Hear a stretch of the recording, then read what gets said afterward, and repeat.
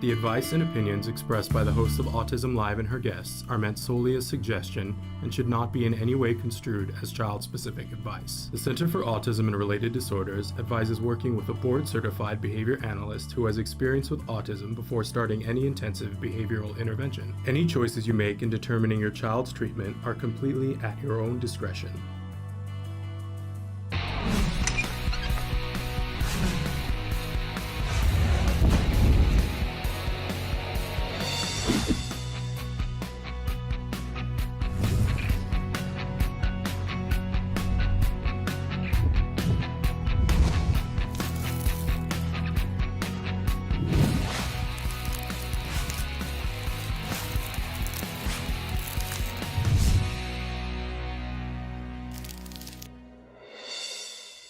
Good morning and welcome to Autism Live. I'm Shannon Penrod and I'm here with our very special guest, Dr. Temple Grandin. Good morning, Dr. Grandin. Great to be here. It's wonderful. Wonderful to have you here. And we're so excited. We're live right now. I know we started calling this Temple Grandin Tuesdays, and sometimes we show interviews that we've done with you before, Dr. Grandin. So I just want to tell everybody the date so they can tell when we're live. This is Tuesday, December 15th, 2020. And so we are live this morning. There are many different ways that people can interact. Right now, if you're watching us live, you're watching us on Facebook, YouTube, Twitter, or Periscope. And you can write in any of those platforms your questions and they will show up here on our screens. So that's a really wonderful thing. Later on, you can watch this in podcast on all of those sites, plus places like iTunes, Apple Podcasts, Ghana, iHeartRadio, Deezer, just about any place that there are podcasts, we are available as a free download. So check that out later on. Plus, you can find all the other interviews that we have done with Dr. Grandin. In fact, on our YouTube, there is a playlist that's you can go right there and see all the times that we have had the wonderful opportunity to have her with us. But Dr. Grandin has donated her time this morning to be here. We've got a lot of questions that people sent in ahead of time. Okay. I know it's always disappointing for folks. We'll see how we get through it, but thrilled that you are here, Dr. Grandin. I'm so grateful that you've given us this time. If it's okay with you, I'm gonna jump right into questions. Okay, that's fine. No problem. Okay. So Denise wants to know, what was the hardest part of the holidays for you as a child? And do you have any advice on how to help our kids deal with some of the holiday challenges, like schedule changes, lack of therapy, sensory overload?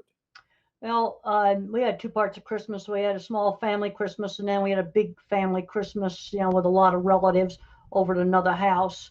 And we had some rituals I really liked for Christmas. We'd decorate the tree, and everybody would take turns, one at a time, between my sister, my brother, and I, on putting ornaments on the tree. That was something I really liked. I really looked forward to Christmas. Then we'd have a big Christmas party. And sometimes I get a little overwhelmed, but there was another guest bedroom where I could go in and play with some little special toys that my grandmother had. And I liked that. But I was not one of the kids to have the horrendous sensory overload with all kinds of, the noise. And our Christmas parties were, fairly tame. So I basically really liked Christmas. It was one of my favorite holidays. But the thing I remember really liking is we'd have special ornaments. So we had little glass birds with clamps on the feet that we put on the tree, and we took turns. It would take like 2 hours to decorate the tree because the children had to take turns putting ornaments on. Then the grown-ups would, mom and dad would put them on the top of the tree where we couldn't reach, and we stand on the sofa, could get a little bit higher up and get them on the tree. I remember that is something that I really enjoyed doing. Those kind of rituals can be good. And then also not having surprises. That's the other thing. Surprises scare. And then if I got a little overwhelmed when I was at one of the other houses, I could go in the guest bedroom and play with a little magnetic fishing set and a wind-up squirrel that hopped. Well, it sounds like part of the recipe for success was that there was always a place that you could go and play quietly if it got too much for you. Well, and the other thing they would let me do, there was a big hallway, and the other place you went with a mirror at the end. And I like to run down that hallway and watch myself get big in the mirror. That was something I liked to do. But having a place where I could go, that was helpful. And and it was pretty much the same every year. There were like 2 different places we went to for the big party. So no surprises and a place where you can go to have some quiet. Yeah, and the thing is, what would happen when we would go to my grandmother's house is my grandfather was the engineer who was co-inventor of the autopilot for airplanes, and I'd go in the study and he'd be there smoking his pipe and he'd answer my science questions. Why is the sky blue? Why do tides go in and out? Grass is green. Why? How do airplanes fly? And he would just explain it. I love that. I And love that. and I think he wasn't that big on the parties either. Favorite books as a child. Yes, Greg wants to. Yeah. Black Beauty was one of my favorite books. Another favorite book when I was about 3rd or 4th grade was a book about famous inventors. I loved that book, reading their biographies, and Thomas Edison, Elias Howe, and the sewing machine. And that's in my book, Calling All Minds. This profiles a lot of famous inventors. And I gotta. And those were some real favorite books, but I also love The Wizard of Oz too. Okay. I have to say about your book, Calling All Minds, each year Autism Live puts out a toy and gift guide, and it's available on our website right now, just as we pick things that we think would be great gifts. And we picked your book and gave it an award this year. In each category, we have different subcategories. So in the caregiver category, your book won the best STEAM gift, because we think that if a caregiver, a parent or a caregiver gets that book, they'll be able to learn all about how their child might be ignited by doing STEAM activities. Because you tell them about some of the activities that you talk about. The project in the book range from very simple, like cutting out a paper snowflake. This is one of the projects right here, or making a really simple paper airplane. And when I did a book signing for this book 2 years ago, I found out that in Colorado, outside of Denver, that about 20 or 30% of the kids had never made a paper airplane. They were totally separated from hands-on things. So those are the simple projects. But also in the book, in Calling All Minds, I've got my optical illusion room. It's actually called the Ames distorted room. And I have a drawing and instructions for making that. So they range from real simple things. And I think kids are getting too worried about making mistakes. I had a teacher. I showed this on a Zoom conference. It's a little ripped right now. I need to make another one. And I had a teacher ask me in all seriousness, what would happen to a kid's self-esteem if the snowflake was done wrong and it fell apart? I'm serious. And I said, I'm not kidding. I am not kidding. And that's during COVID. This is real recent. It was on, right here, home doing a Zoom conference. And I said, you get another piece of printer paper. It's just a piece of printer paper. And you try again. And then if you still don't know how to do it, then I want you to look it up yourself on YouTube, because I'm sure there's videos on how to do it. But they're getting so afraid to make a mistake on something like this. You can learn so much about problem solving by failing. That's it. And you learn from your mistakes, and you're just wrecking a piece of printer paper. Now, I remember when I was about 12, I ruined a sewing project. That was a lot more serious than printer paper. And I got in a hurry and I cut the fabric wrong. And I was making a pair of pants, a beautiful dress pants for my mother. It's a lovely fabric. And I cut it wrong. And there was no way to get more fabric. And this is way before there was no online stuff in those days. And I learned, be more careful. That's what I learned. What an important lesson. What an important lesson. And you survived it. Parker wants to know, do you have any advice for young self-advocates who are on the spectrum, working jobs, but finding some of the day-to-day social and sensory issues a little bit overwhelming? Well, first of all, let's break it down as to where the problem is. Now, one of the things we need to teach managers with people on the autism spectrum is how to take them into private office and just tell them things they're doing wrong, like yakking on and on about the same thing over and over and over again. That was one of my problems. And, I started to make a rule. I can tell that story twice, and then that's the end of it. And I did somebody take you aside, though, Temple, and say to you? Yes. My very first project, steelwork. I criticized some welding, and I said it looked like a pigeon had doo-dooed on it. And the plant engineer's name was Harley, took me into his little office in the boiler room in private, told me very calmly, I had to apologize for that. Then he explained that Whitey, that was the name of the welder, was they weren't the prettiest welds, but they held. He also explained to me that if I had a problem with the welding, I should have come to him because Whitey was his employee. So he made me go up to the cafeteria and apologize. Now, I didn't tell him I thought the welding was wonderful. I apologized for the rude talk. But he told me what I should do. He was the perfect job coach. What's the noise that's going on? Oh, I don't know. I'm not hearing it. Are you hearing a noise? Yeah, I'm hearing a noise like a hairdryer or something. Oh, no. It might be a little bit of feedback. I'll turn my speakers down a little bit, and then hopefully that'll help. It's still not anything here. It might be your speakers feedbacking mine, but I'll tell you what I'll do.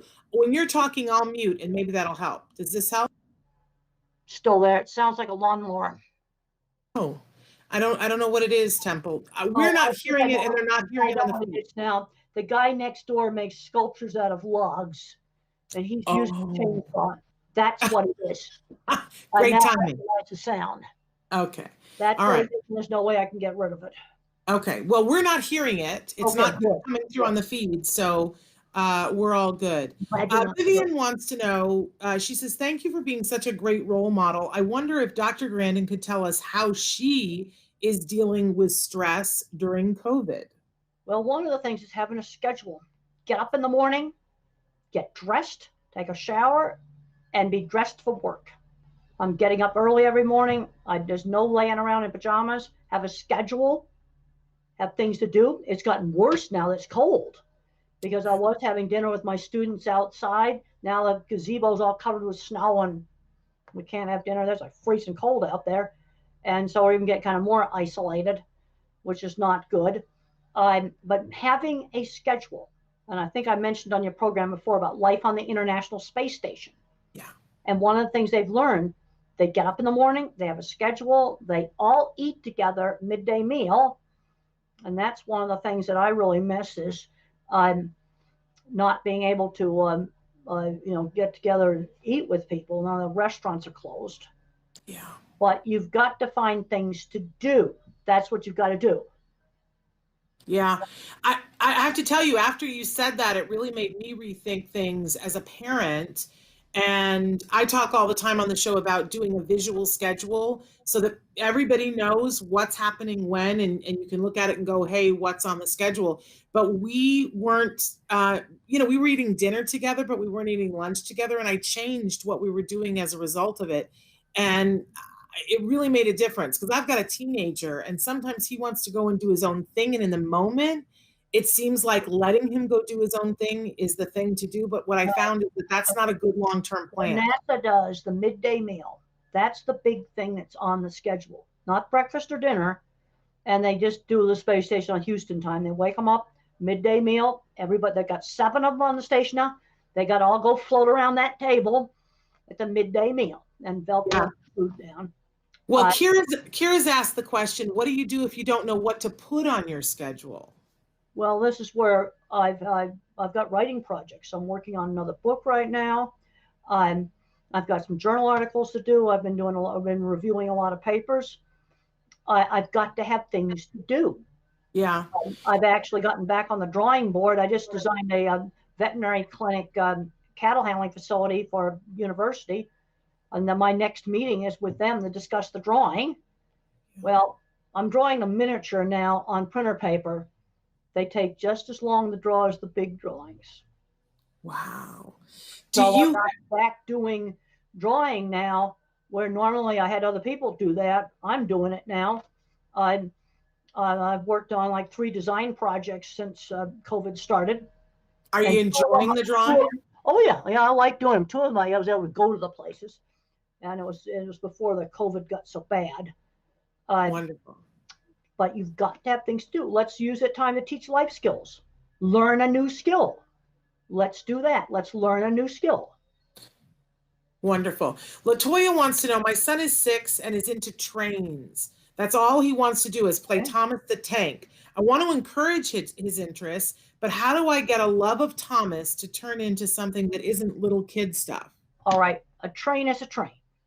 Let's broaden that out into real trains. Let's start studying real trains. You see that as a relationship to Thomas. Yeah. Let's do math with trains. We can learn about how a locomotive actually works. You see, this is how I'm getting a train interest there, and I'm broadening it so it's not so fixated. Yeah. That's great advice. you can do. Broaden it. Now, somebody else here is asking about a kid that's dealing with ADHD. I don't know the age of the kid. This is something I like to know. I like to know, am I dealing with a 6-year-old here or 12-year-old teenager? Yeah, Lisa, can you tell us how old? She says, hi to both of you. I was just wondering, my son is high functioning, autistic, and ADHD. What advice do you have for virtual school learning for him? I have trouble with him focusing and whining, but let us know how old he is. Well, I want to know, like, I find that 7. Okay, so it's a little kid.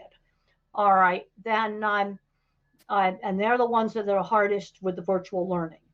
I mean, this is one of the reasons people have, thinking, when you look at the vaccine distribution now, I've been reading that, boy, it's all over. Everybody agrees hospital workers should get it. Everyone agrees old folks should get it. But once you get beyond that, it's going to be a giant fight on who gets it. And one of the things I would prioritize, low-income areas, teachers, get them vaccinated, get them back in the classroom with these younger kids. And the 7-year-old would be in that bracket, because online doesn't work very well with little kids. Yeah. They need people. And our little nursery school just across the street's open. I really like seeing the little kids there. Yeah. Playing and doing the normal stuff. I talked to a 2nd grade teacher, that's 7 years old, 2 weeks ago. And she can't get half her 2nd graders to log on, and they're in a low-income area. And she calls the parents. They probably don't have internet access. It's just a mess. You see, and these are the kids we need to be getting back into the classroom. And until we can get there, I don't mean to interrupt you. It's hard on Zoom sometimes. Yeah, there's a lot. But until we can get there, one of the things that we've been advocating, and I'd love your opinion about, is that frequent breaks, and for those breaks to be away from the screen and physical. Yes, I would agree with that. I would agree with it. Physical breaks.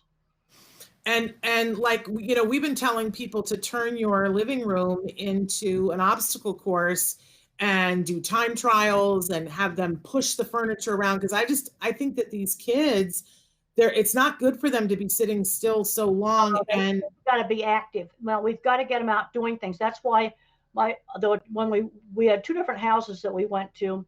One was a 5th floor apartment that had that I was allowed to play Beat the Elevator, 5 floors, Beat the Elevator when we went to Granny's. And I was allowed to play Beat the Elevator running down the hall. I always beat the elevator.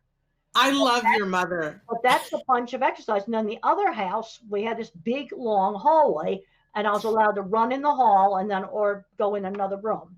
And we had formal dinners, and I had to be there for 20 minutes of it.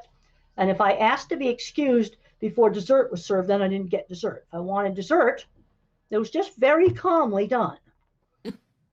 I think your mother's a genius. Longer. But your mother is amazing. Just to play the game with you of Beat the Elevator. Now she's giving you something to do so that you'll be worn out by the time you get up there. I always beat the elevator. And I was only allowed to do it when we left, because I'm sure I made a lot of racket on those stairs. The other apartments would have heard it. I love it. Okay, George. Something that's easy to do. Somebody here has a 4-year-old who's nonverbal. I became verbal by age 4. Now, the thing I've got to ask is, they getting any progress? I always ask, are you getting progress on speech? Because when I was 3, it was obvious that I had some progress and that my speech was slowly coming in. Then there's a point where you're not going to get speech. And there are some kids that can learn to type independently. And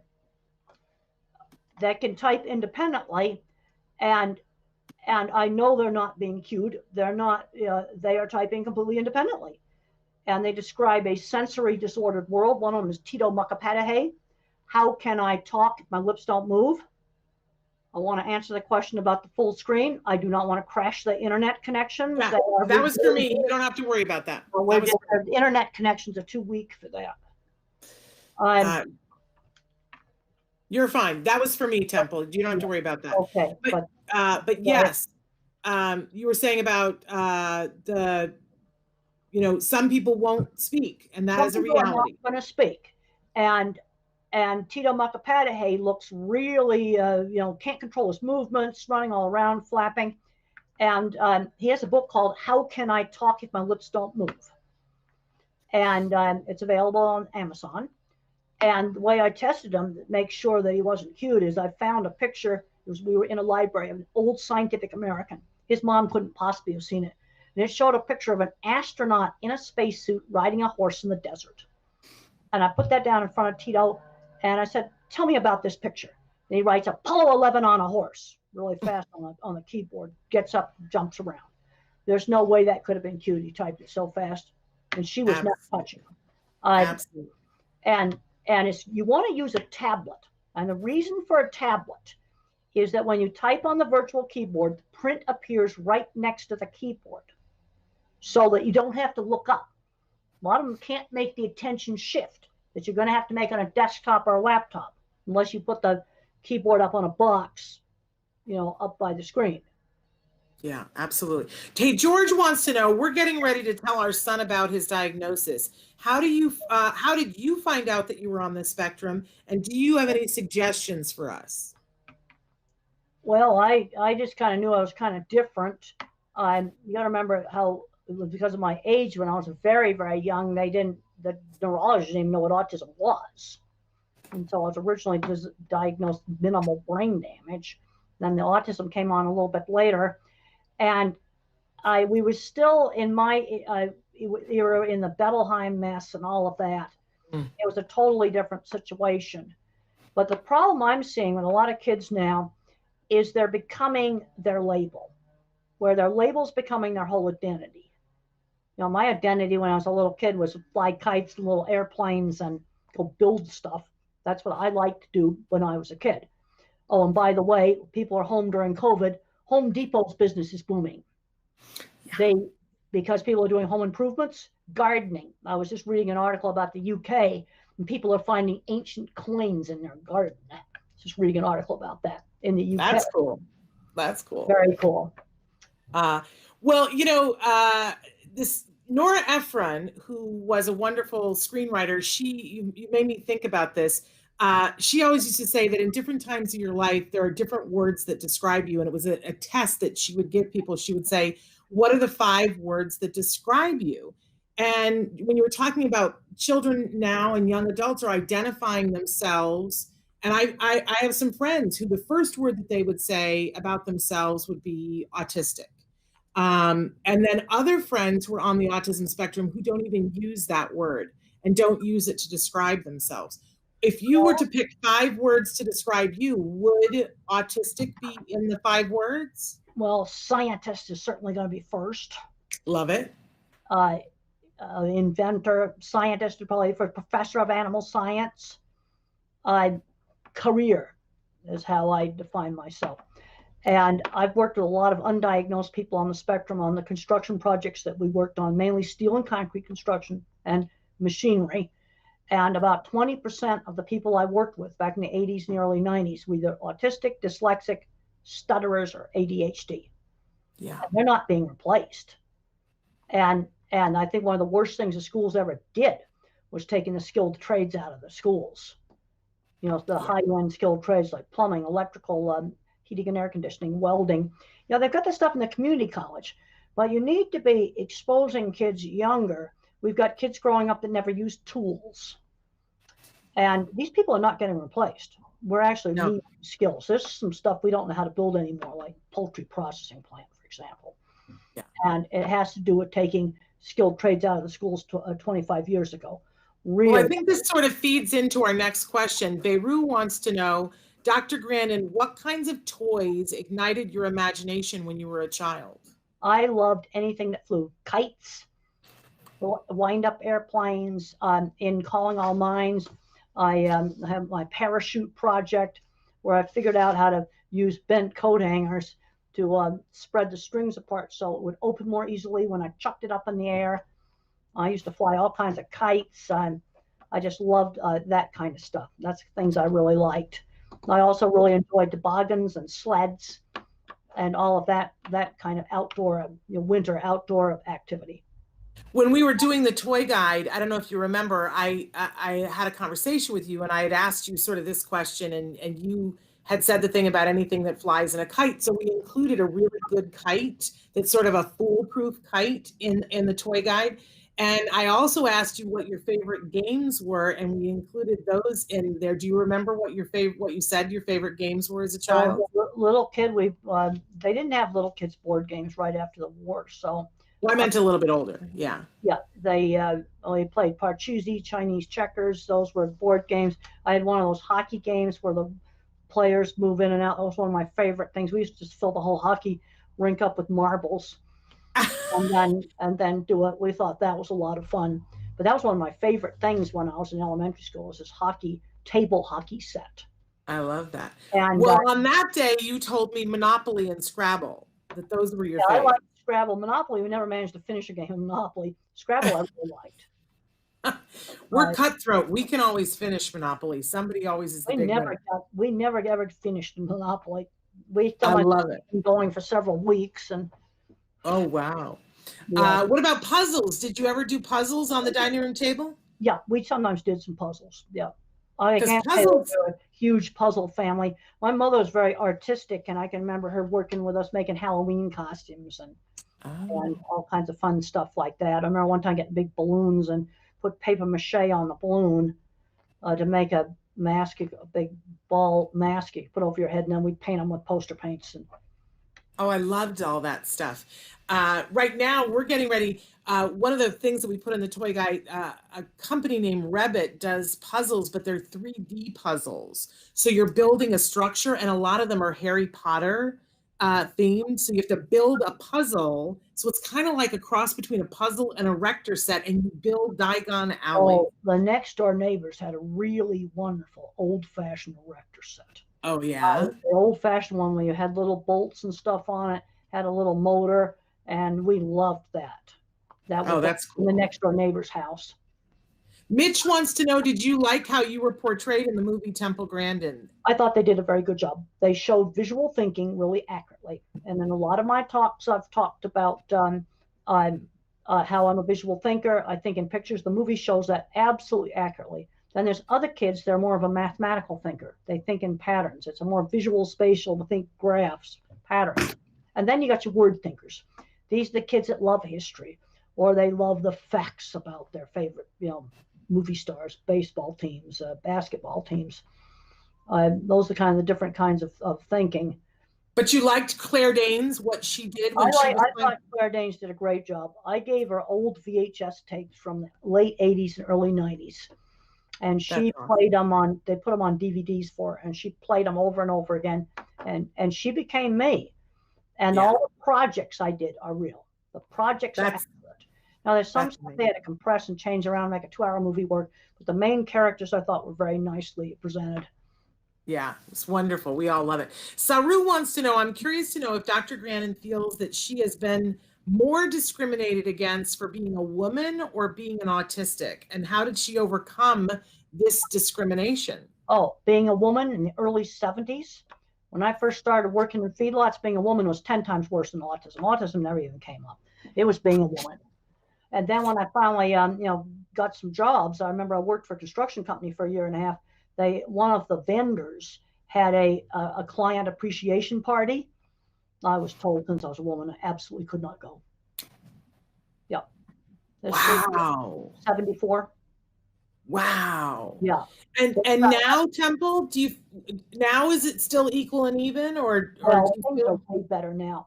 Like when I did animal science, and this would be in the early 70s, there were very few women. Now 80% of the class is women. And we're getting lots of women going into the industry now. I have students that are management positions at beef meat packing plants. Things are have changed a whole lot compared to the 70s. But and the scene where they put the bull testicles on my car, that happened. That's true. Really? Yeah, that is true. But now, I know the last time you were on the show, you were talking about a friend who was trying to get their pilot's license and couldn't because that was autism discrimination. You see, this gets into whether you should disclose. And all through my career, I never disclosed. I would say things like, with something was secret, I need to make a pilot's checklist. Let me just write down and make a checklist of how to work this machine or how to set up the dairy equipment. But there's still enough. If I would suggest, if you're really stable in a job, I would not disclose. Okay. But then other things, you get people where they're a bit more obvious. Yeah, then probably a good idea to disclose. But unfortunately, here's another discrimination thing. About 2 months or 3 months ago, I had lunch with a family of a young man in his 30s who for 5 years had a really good outdoor technical job. I can't identify it. And he disclosed, and I got rid of him. Oh no! It's terrible. It is terrible, and we should say it is illegal. It's immoral. It's wrong. But I appreciate you giving the truth to people that they need to protect their jobs. Well, the other thing I'm going to recommend to everybody is you protect your portfolio, because when you're different, you need to show your work. Now, I think on this program before I showed off some of my drawings. Yeah. And the way I would sell a job is I just would lay the drawings out on the table, just like it showed in the movie, put pictures of jobs out there and brochure and some trade magazine articles. It would sell the work. So let's say you're doing work for somebody. Well, there's programming. You got to keep stuff for your portfolio, period. And you keep it at home and you keep it in hard copy. Okay. Because if you leave suddenly, you've got to have portfolio to get your next job. Then you have the whole problem of what if it's confidential? Well, what I'm going to do with that, I can break it up in little pieces and I can put it on an iPad and stick it in their face, eyes only. Yeah. I won't let them have it. But good point. You've got to have, I've heard sad stories about, this was about 20 years ago, a lady that worked on designing stuff for cars. And all she had for a portfolio was some obsolete disk drive thing that was unreadable. No, you put it in hard copy, paper copy, and on electronic flash drive or whatever. Yeah. And because you've always got portfolio for your next job. It's great information. Sally wants to know, do you meditate? And if not, how do you cope with compulsive thoughts? Well, when I've been on antidepressant medication since my early 30s, and it stopped all the colitis attacks. And if you want to read about that, I'd recommend just reading my experiences and thinking in pictures. I have a whole chapter on anxiety. Antidepressant drugs saved me. Now, other people, I had somebody ask me, now the other ways to calm down: exercise, vigorous exercise, also, meditation, mindfulness training. These are all things to help you to calm down. But my anxiety was so bad that I had nonstop colitis. And when I went on the antidepressants, the colitis pretty well stopped. My nervous system was just so ramped up, anxious. Sorry, I had a coughing fit. I apologize. And so I muted. Excuse me. Candace wants to know, Temple, did you ever consider having children? And did you ever babysit? No, I did not babysit, and I've just always been single. Wonderful. Heather wants to know, I have a 4-year-old daughter who's hyperlexic and autistic. She has struggled with pragmatic communication and not potty trained yet. She loves to learn and finds interest in things above her age level. She reads on a 2nd grade level. Favorite book is the dictionary. Yeah. Should we continue to allow her to learn such a variety of things, or should we focus more on structured learning environment? Well, I want if a kid can read, give them harder books. If they're good at math, give them harder math books, and give them the old-fashioned math books. Give them old-fashioned math books, not this new stuff, and move them ahead. But on the other hand, we've got to learn basic skills, because I'm seeing problems like a 16-year-old student that might be an honors student on the spectrum who's never gone shopping by himself. That's totally ridiculous. So we've got to learn basic skills, but I'd move them ahead on the where they have skills, and I should like try to let's broaden that out. Is there anything in the dictionary that particularly interests him? And then maybe we can learn more about that subject. Now, another parent here on the chat that's got a 6-year-old son obsessed with ceiling fans and car keys. Well, you can learn how a fan actually works. You've got mechanical stuff there. You've got your math stuff, how many rotations it does. You see how I'm taking that interest in a fan and I'm broadening it out. One of the things that we loved when my son was little, there's a show, and I know it's still available online, called How It's Made. Yes. And every single episode, they show you a thing, and sometimes it's something that and other times it's not, but they'll take you through all the different parts of the factory, and they show each part of the fabrication and how they put it together. And sometimes there's a voiceover that explains what's happening. But we watched that every day. My son was glued to it. And, he would want to take things apart. And when we could, we let him take things apart. Then we want to encourage putting them back together. So that was the hard thing. What you got to do is when you take it apart, line up the parts. So that you now will remember the order they go back together. Oh, see, I needed you then, Temple. That's what you want to do. You want to line up the parts in an organized way, so then when you put it back to order in the same order, it'll be more obvious how the parts go back together. I remember standing with you at NASA, and you were talking about taking something apart and how they have the sticky mats at NASA so that they could stick the parts to it. I just had a flash of a memory of that. Yeah, well, that would do that in weightlessness too, so they're not floating around. Exactly. Just have a little sticky thing to put them on, because you can't put a piece of Velcro on a small part. So that makes total sense to do that. Sometimes the solution to a problem is fairly simple. Yes. Mary wants to know, I have 2 boys on the spectrum. My question to Temple is, should I reach out to the local college for a mentor to help my 19-year-old son? He's in the higher functioning side, but he has a hard time finding a girlfriend, which he's so desperately looking for. Please help with your thoughts. Thank you. Well, when marriages have been successful, it's usually through shared interests. Like 2 computer programmers get together. My friends in high school and the few places where I was not bullied was friends who shared interests. Riding horses, electronics, the shared interest sort of thing. Okay, another parent here is talking about a young kid that wants to line up blocks. What you want to do with some of these activities like that, turn it into a turn-taking game, because it's extremely important to teach the little kids how to take turns. That was drilled into me, absolutely drilled into me, to do turn-taking. And you have to learn how to wait and take your turn. And my speech teacher had a lot of emphasis on that. So you could do, let's say he's lining up blocks of different colors. Let's take turns lining them up. So you turn it into a little turn-taking game that gets social interaction. Wonderful. Carol says, my son had to distance learn since the end of last year, and he loved it, mostly with his math class.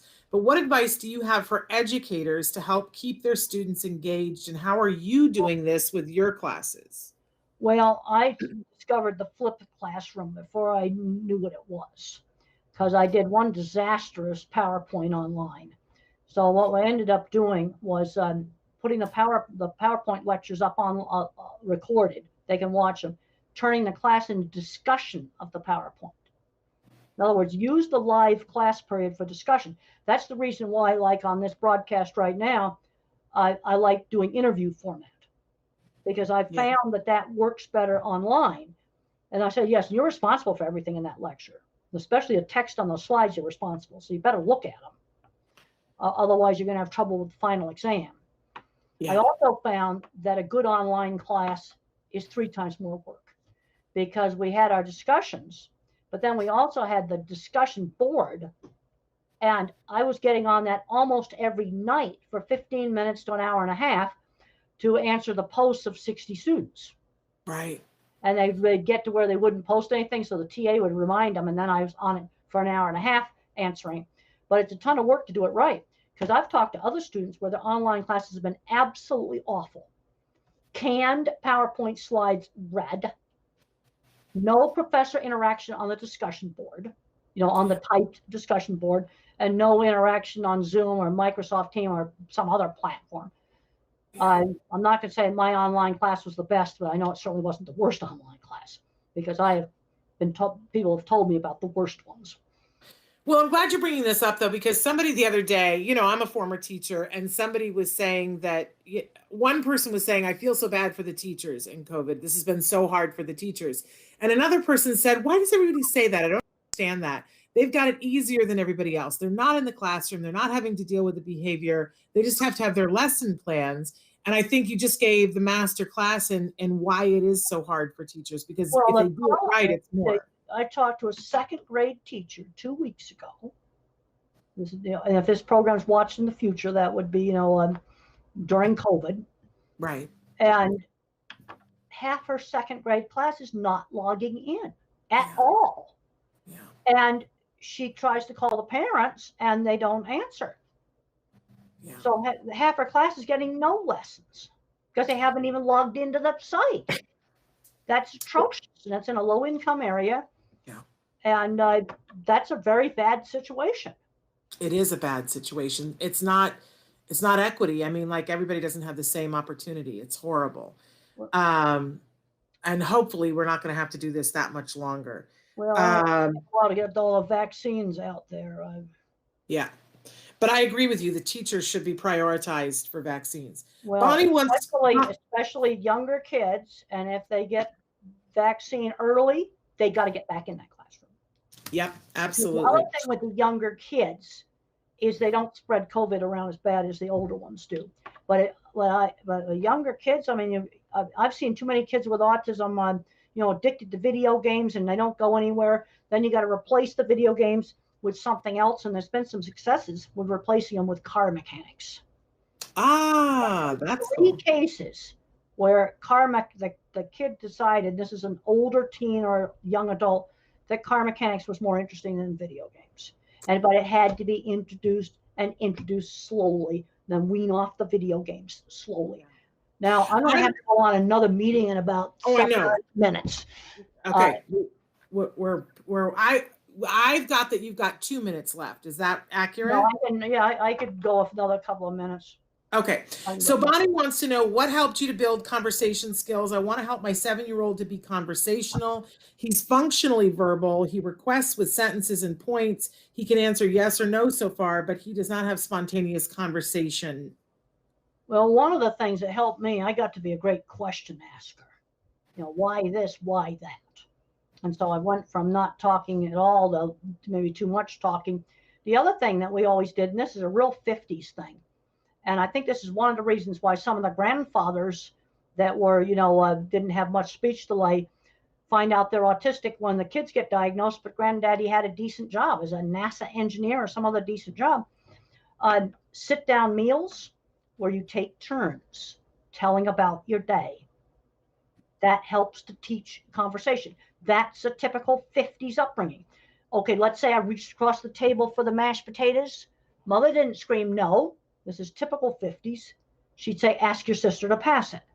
If I went over to the next door neighbor's house, we had a sit-down meal and I stirred my drink with my finger. She'd say, use the spoon. They would give the instruction. And that was done with all kids in the 50s. That was a normal 50s upbringing. And this, it's something it takes time to do. Yeah. Well, but I again, I'm going to say how much I love your mother, because she was doing things that we can all learn from. I love that. Was so pivotal to me when my son was young, and you said, don't say no to him. Tell him what to do. It's very hard to do no. Yeah, it's telling him what he should do instead of screaming no. Tell him what he should do. Exactly. That's what was done with me. I think this might be our last question. Jenny wants to know, what is your opinion of the RPM, the Rapid Prompt program? It's the only way my severely autistic adult can communicate with us. If it works, This is the engineering mentality. You do stuff that works. Tito Makapade, what had that method, he types independently. What happens with him, after he typed Apollo 11 on a horse, he then had to run around and flap before I could ask him another question, because it takes tremendous effort to screen out the sensory jumble.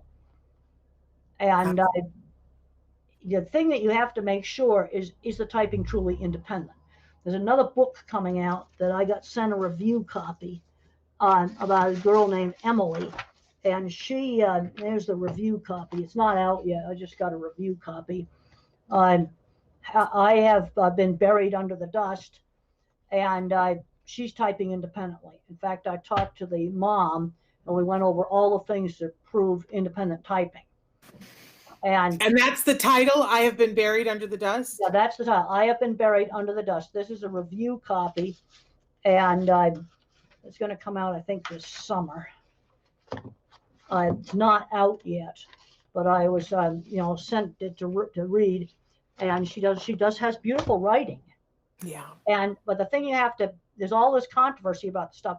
Bottom line for me is you've got to indicate to me that it is not written by mom or some facilitator or some other person. And that has happened. And that has happened. And I have seen it happen. I saw a person, all right, let's imagine this piece of cardboard right here, the back of the legal pad is an alphabet card for someone to type on. I've seen a mom doing this with it. That's cueing. You absolutely cannot touch the device. Tito's keyboard was on the table, and her keyboard, it's an iPad on an easel. It's very important. The device is not touched. And mom was doing this to her sleeve. The other thing, you can look at things like typing speed. She also works with 4 different people. The writing, when I talked to mom, the writing, the editor of the book wanted to edit some of her writing, and mom says, no. And I said, good, you don't let the publisher edit that. Yeah. Really important that it's her writing. And and the name of the author? I can tell you another way you can prove it. Valerie Gilper, Gilpeer, Valerie Gilper. Another way you could prove it, that a facilitator didn't write it, is there's artificial intelligence programs where you could run the writing through and show that there's no difference.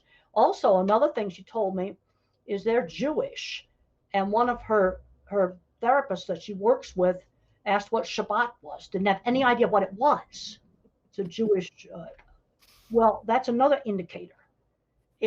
If somebody else is the author, they wouldn't be writing about stuff they don't know about. But the writing is beautiful, and we need to pay homage to that. Well, because the thing is that some of these people that are nonverbal, they have like a locked-in syndrome. Sensory jumbling, she describes the same kind of sensory jumbling that Tito describes, that Carly describes. That's another one, Carly's voice.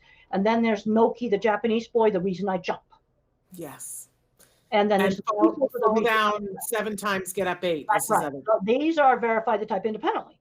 But I was at a conference last year, and they had this alphabet board moving around. I want to promote tablets as the thing to type on. Yeah, absolutely. And I don't care. You lay it on the table, put it on an easel. Cannot touch the thing that they communicate on, the device. Very important. You don't touch that. Another thing you look at is speed of typing. Tito types so fast, there's no way she could be cued. Yeah. And so the thing is, we've got some people that look horribly challenged that actually have a locked-in syndrome, where there's a good mind inside there. Yeah. And then there's others where the facilitator was the author. That's the problem. Yeah. And one of the things I did that I told the mom, I said, I want an appendix in this book with bullet points to prove that she's typing independently. She says, well, they're scattered around the book. I had to look for them. Right. But you're convinced that it's really her voice. Independent, and I gave a blurb for this book. How wonderful. How wonderful. But I had to be convinced it's independent. And the device said, I said, where's the iPad? And she said, it's on an easel on the table. Yep. She likes an iPad, not one down on the desk. Dr. Grandin, I know you got to go. Can you just briefly show us a couple of your books? I know you got a couple laying around the table. One of my newer books is The Way I See It. That's my most general book on autism. A lot of little short chapters. We just updated this last year. covers a wide variety of things, and including there's a chapter in there about Tito. And when Tito came to visit me, Mom says, Tito wants to tell you about autism. I said, we're not talking about autism. So I pulled it. There's a big stack of Scientific Americans. I went to the bottom of the stack, pulled out a magazine, opened it up, and there's this weird ad with an astronaut on a horse. And I said, I put it in front of Tito, and I just said, tell me about this picture. And he goes, boom, boom, boom, boom, boom, Apollo 11 on a horse. Wow. Real fast. And then he got up and ran around and flapped. Amazing. I don't want to make you late to your appointment. I didn't know about the picture until I pulled it out of the bottom of the stack. I hadn't seen it either. That's why I picked it. Very cool picture. Temple, we so appreciate all that you do for the community and for being a friend to Autism Live. I know you got to get to an appointment, but thank you very much. Happy holidays. You stay safe, okay? Okay, well, thank you very much. It's great to be here, and we just want to take people and help them to be everything that they can be. Yeah, and we'll see you back in 2021, okay? Okay, well, have a good holidays, and you too. Much love to you. All right, I'm gonna and give our love to your mom as well. Did you leave the meeting? I just X out of this. Yeah. All right, that's what I'll do. Thank you. Bye. I'm gonna leave the meeting. Yeah, bye. All right, take care. Bye-bye. I had promised her that she has a meeting that starts at the top of the hour, and so I had promised her that she could leave a little bit early. But how amazing is she, and how wonderful it is to be with her. And I love that we have the opportunity to do that here on Autism Live on a regular basis. Let me take just a second to tell those of you that if you want to know when Temple is going to be on ahead of time, we kind of call it Temple Grandin Tuesday. And on Tuesdays, a lot of times, like, we will re-air this episode many, many times. But then we have her on live. And if you want to know when that is, it's really easy. All you have to do is subscribe to our weekly newsletter. And we try to, I sent, for the first time in a long time, I sent 2 newsletters this week. I sent one telling people that the schedule for this week and that Temple Grandin was going to be on it. And the other one, I sent people on the list a 50% off coupon so that you could go to that at Asner Family Center, It's a Wonderful Life, and get 50% off your ticket price. We really try not to spam you. We don't give your information to anybody else, but it helps you to know when what's happening. And when Temple Grandin will be on live. So you can do that right on our website, autism-live.com. If you're there and you go on the website, I think it's 7 seconds in, a pop-up comes up that says, would you like to subscribe? If you don't want to, all you have to do is hit X. But while you're there, if you want to subscribe, then, subscribe, and that's great. And you'll start to get the newsletter, but also check out our playlists and find, we have thousands of video. We've been doing the show for almost 10 years. We're coming up on our 10th year anniversary. We could have come up with something fun to celebrate that. But we have playlists to help you to be able to find the things that you're looking for. So if you just want to see when we've talked with Temple, you have the opportunity to do that. If you want to check out our great segment, Ask Dr. Doreen with Dr. Doreen Granpichet, you can search all of the times over 10 years that she's asked questions by topic or by date, whatever, she answers questions. In fact, she'll be with us tomorrow morning. If you have questions, a lot of you were talking about how to build language. Those are perfect questions for Dr. Granpichet to answer, because she's been helping individuals of all ages on the autism spectrum to get language, to build conversation, and get to social language. She's been doing that for way longer than I can get my head wrapped around, because she still looks like a teenager, but she's been doing it for 40 years. So I encourage you to check that out. That'll be live tomorrow. But on our website, if you're just looking for recipes, like you want to know about diet, there's a whole playlist that's just about recipes. There's crafts, there's everything imaginable, because we've been doing this for a long time. So thank you. We encourage you to watch in whatever format that you watch, but to subscribe or like or review. Autism Live exists because we have people that back us. In particular, the Center for Autism and Related Disorders underwrites us, and as well as other folks, but they do the most underwriting.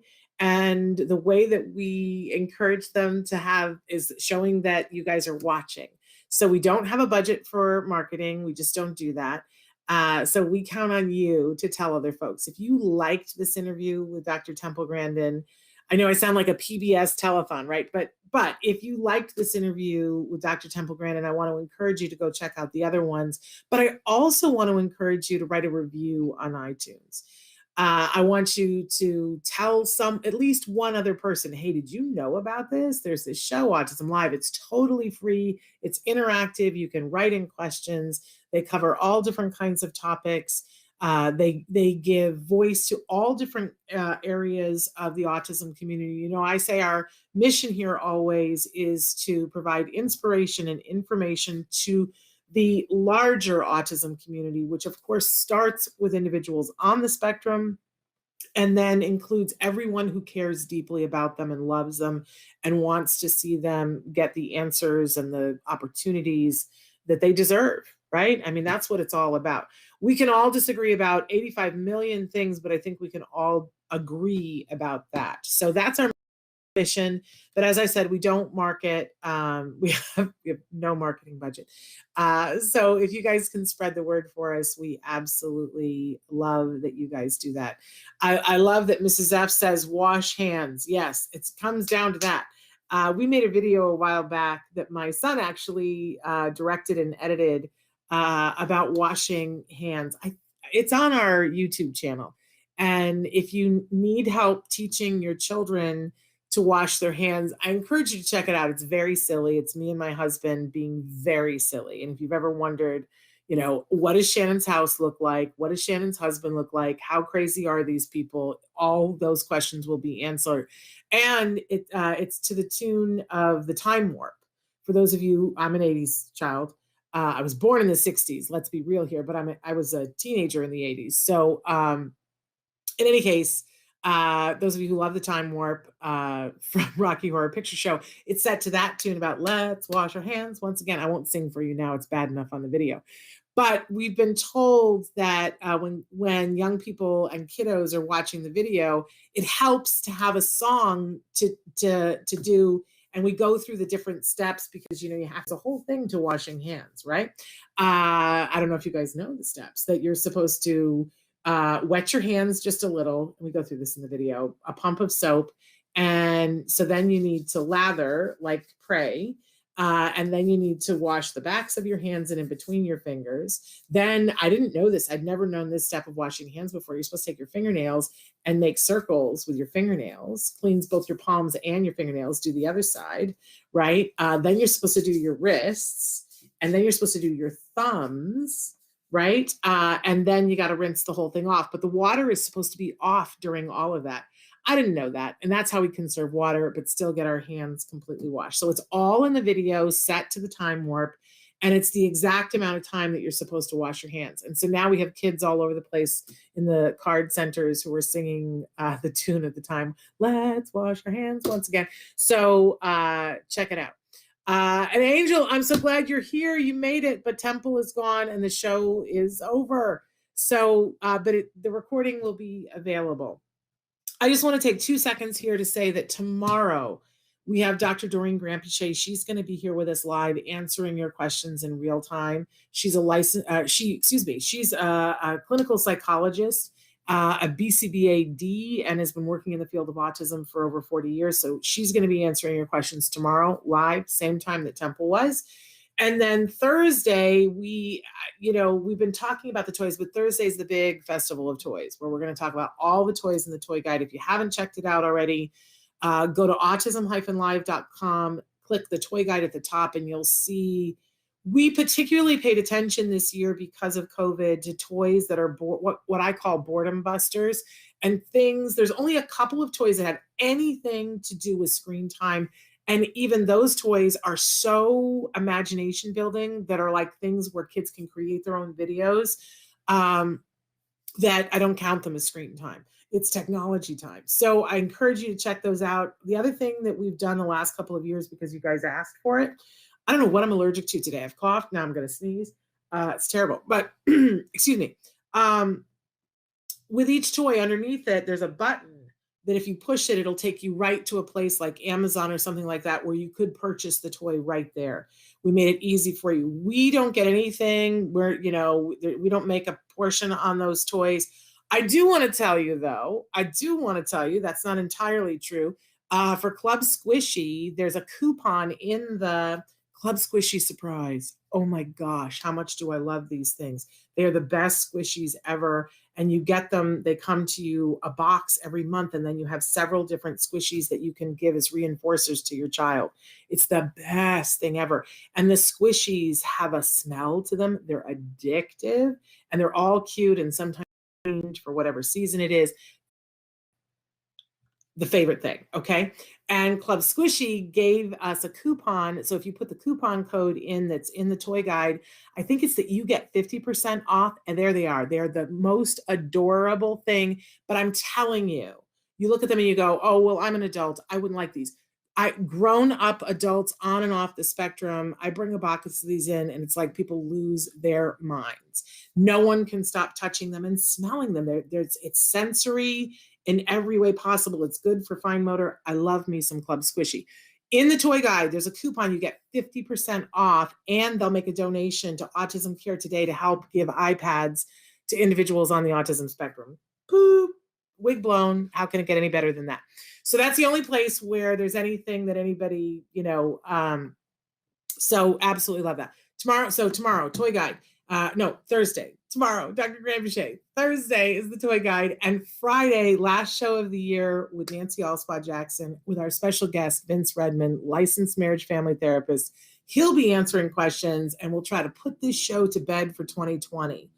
During the break, because we're taking out basically a 3-week hiatus so that we can regroup. We need to regroup here over at Autism Live to come back in 2021, bring you better content, better picture, better sound, the whole thing.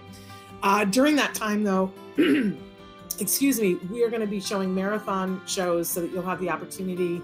We're going to be showing our library of Ask Dr. Doreen's. So you'll have plenty of opportunity to see that. So thank you. We'll see you mañana. Until then, give your kiddos a hug for me and one for you too. Bye-bye for now.